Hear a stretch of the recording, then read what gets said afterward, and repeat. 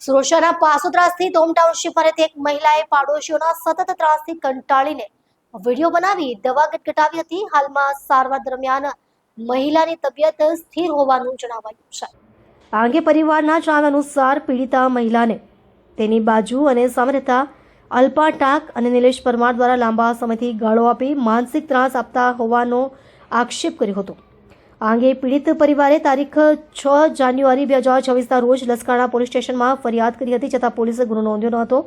તારીખ 24 ફેબ્રુઆરી 2024ના રોજ પુનઃ ફરિયાદ કરવા છતાં પણ પોલીસે કાર્યવાહી ન કરતા મહિલાએ આત્મહત્યાનો પ્રયાસ કર્યો. પરિવારનું સ્ટેટમેન્ટ છે કે 2 વખત ફરિયાદ કરવા છતાં લસકાણા પોલીસે ગંભીરતા ન દાખવી, જેના કારણે આ પગલું ભરવાની ફરજ પડી. હવે પ્રશ્ન એ છે કે જો કોઈ અણબનાવ થયો હોત તો તેની જવાબદારી કોની રહી હોત? આજ મારી સહનશક્તિની હદ પૂરી થઈ ગઈ છે. છેલ્લા 6 મહિનાથી અમને બાજુવાળીનો એટલો ત્રાસ વધી ગયો છે, મને અને મારા પરિવારને. હવે હું સાવ કંટાળી ગઈ છું, સાવ એટલે સાવ કંટાળી ગઈ છું.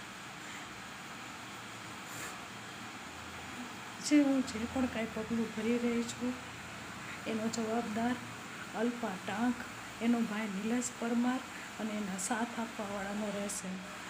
કાલ સવારે મને કે મારા પરિવારને કાંઈ પણ થયું તો એનો જવાબદાર અલ્પા ટાંક, નિલેશ પરમાર અને એના સાથ આપવાવાળાનો રહેશે.